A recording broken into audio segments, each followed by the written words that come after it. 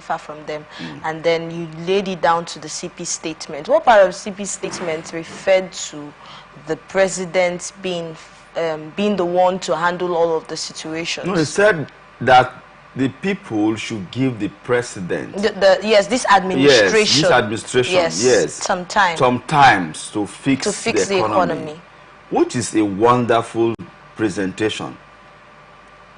Of course, he's speaking on behalf of his boss, because the president is the commander-in-chief of all armed forces. So he's not wrong. But I'm also saying that as a commissioner of police in the state, who relates with the governor of the state, is the IGP that relates with the president, not the commissioner of police. So as commissioner of police, you owe the duty of ensuring that the government at your level, at your state, is positively engaged. Because part of the police work is not just reactive. When you know the signs that could cause crime, hunger can cause crime, failures of government can cause crime. So it is in your duty to advise the governors of the states. His Excellency, we think you can fix. Most of the police, commissioner of police, are well informed. Most of them are well read. They are experienced people. So they have experience on what to suggest and recommend to governors. And if governors want to take them serious, they can make a big difference. So not all police officers are dummy. We have sound police officers. So I want to believe that commissioner of police should not just be waiting for protest time.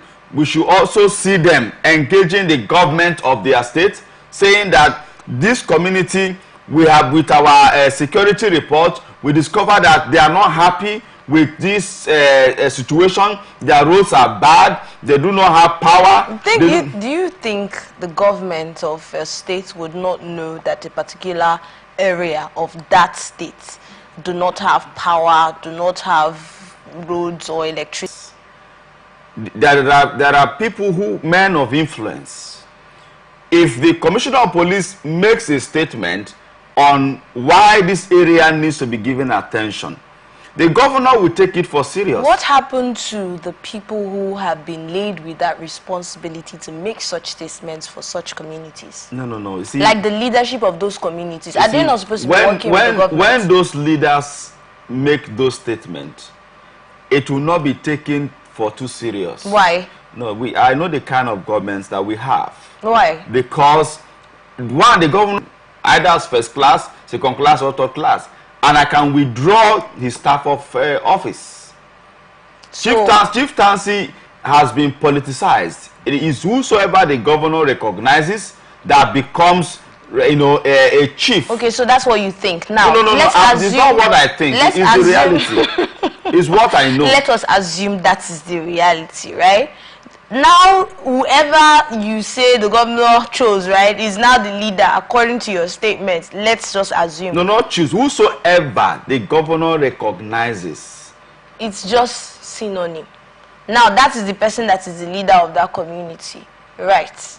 So why would you not want to listen to that individual that he, according to you, recognizes? It's not making any sense. No. You see, there's difference between listening and having the influence that he ought to weigh. If an area commander speaks to a governor and the commissioner of police speaks to the governor, of course, the governor will take that of the commissioner of police more serious. That's the reality. So the point I'm trying to establish here is that if commissioner of police advises a governor and recommends some economic policies to them, it is not the responsibility. No, it is. The commissioner of police. Police comes into reconciliation. It is not their responsibility to suggest economic, how did you put it just now? To suggest things that would help relieve the economy. Not to say that they can't do that, but we can't lay that on the CP. No. We have people who are responsible for this. What we are trying to say here is the work of the Nigerian police is beyond carrying arms. Police, as far as the intelligence gathering is concerned, They can look at issues that can cause breakdown of law and order and quickly weave in and say, what are the challenges? The people will say, and then from what they say, they can also make recommendations. Why don't, you know, they are also into conflict management. The police is not just into reaction. They are into conflict management too. Of course. So when you are into conflict management, you can recommend. So I'm only talking about the area of conflict management, the proactive nature that the Commissioner of Police can imbibe by recommending, because the threat to our national economy. So any police officer or Commissioner of Police that feels that is not his problem, is not a must. Recommendations are not laws. Recommendation is not compelling. But the governor who is wise can look at it that what this Commissioner of Police have recommended, I think is true. Let us see what we can do. And if they go about it, and if they fail, and there is breakdown of law and order, the governor will be ashamed of himself to call the Commissioner of Police. You're not entirely out of place to make that statement, right? But we're not saying it is the sole responsibility of the Commissioner of Police to recommend steps that would cause economic enhancement and all of that, because but then I'm wondering, I'm going back to the statement you made about having influence. So you need to have influence before you can place or lay down the challenges of your community as a leader in that community. That is the part that I'm so trying to put together. You see, saying that they need to have influence. Yes, leadership. Before that can actually happen. Yes, leadership is influence. So being the leader of that community is not enough influence to cause a change in that community. You see, we have we have levels of influence. That's why I told you that if a commissioner, if an area commander speaks and the Commissioner of Police speaks, the Commissioner of Police have more influence. We are not saying that those community leaders do not have influence, but their influence may not be as strong as when the Commissioner of Police is lending his voice.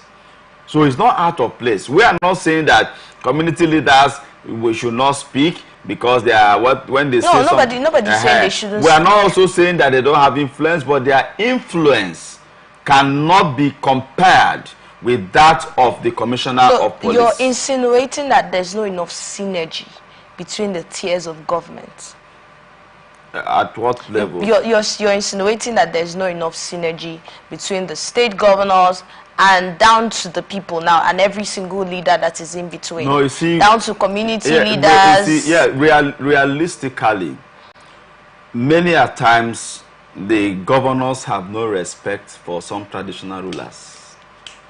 Many a times the governors have no time for these community leaders to have access to them.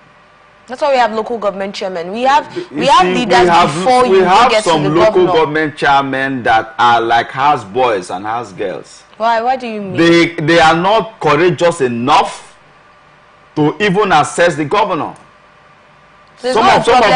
Most of them can't assess the governor. Most of them will assess either the chief of staff or the SSG, who will now carry the message. Either it may not go the way he ought to go. So we have bureaucracies in government. Not all local government chairmen have access to the governor. Not because the governor doesn't want to give them that access, but because according to you, they are not courageous enough to get to the governor. Go through the SSG. What will you do? So we are looking for a system where the local government chairmen will have access to the governor.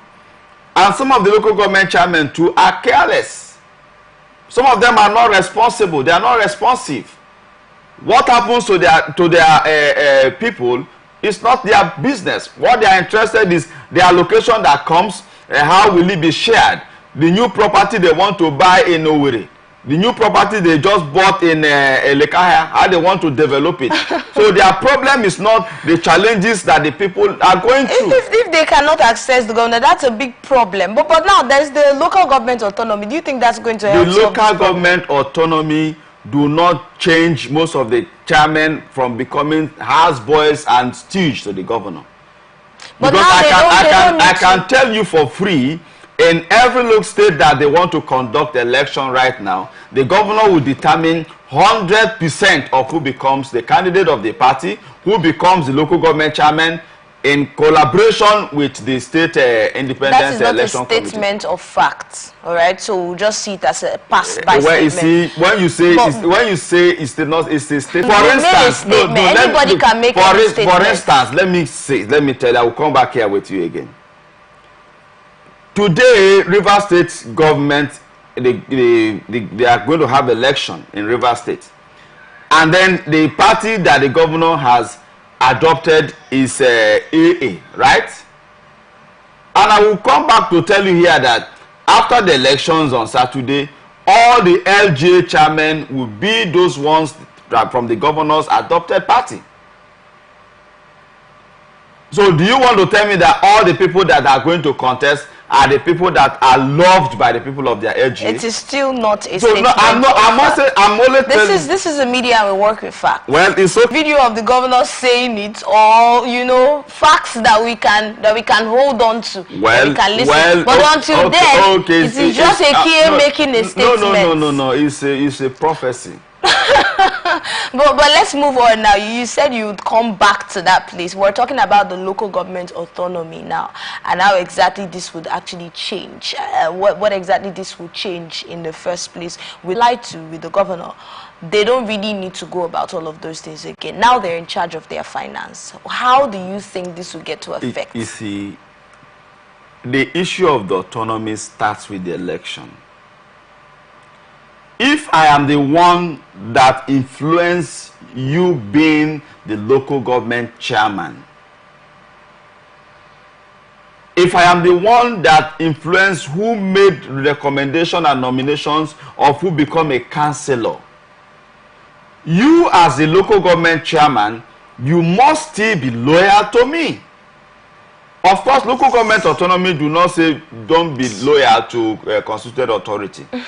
But the truth is that all the local government chairmen, anyone who refused to follow the directives of the governor of any of the states, may be shown the way out.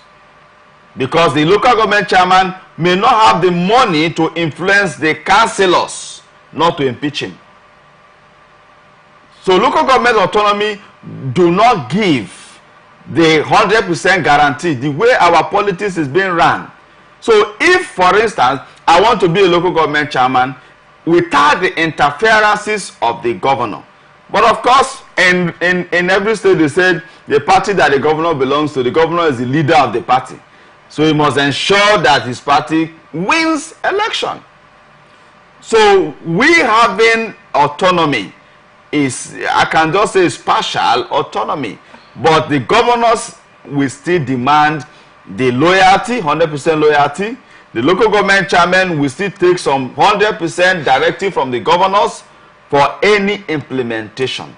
So I think that the autonomy will still fail to a reasonable extent if the governors are still the ones determining who becomes the local government chairman, who becomes a councillor. Then we are not really in for autonomy. This is not something that is provided in the constitution, that the governor, will be in charge of who to pick. But how do you think we can get out of this situation you just painted now, if that is really the case? How do you think we cannot get out from it because the governors are intentional on who becomes what.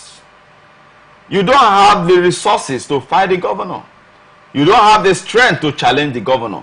So the kind of democracy we run right now is not the kind of democracy that we believe and we read on.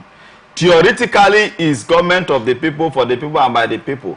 But practically is the government, controlled or owned by the governors at the state level. So it's not the government owned by the... That's why when you want to say, governor, remove this man. Mr. President, remove this man. After your protest and after all your agitations, will it work? It will not work. The people do not really have the strength. The people do not really have the power.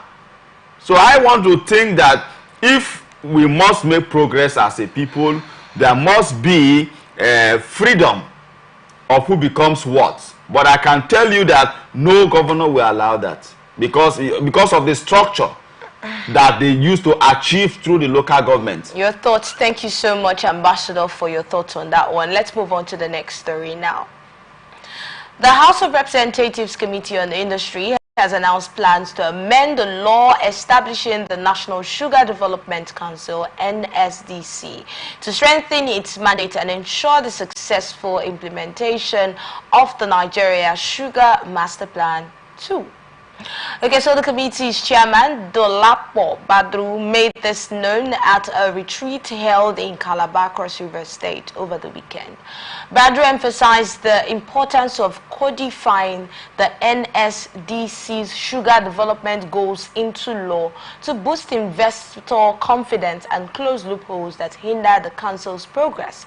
He praised the NSDC's executive secretary, Kama Bakrin, for his leadership in advancing the sugar industry's 2025 development plan.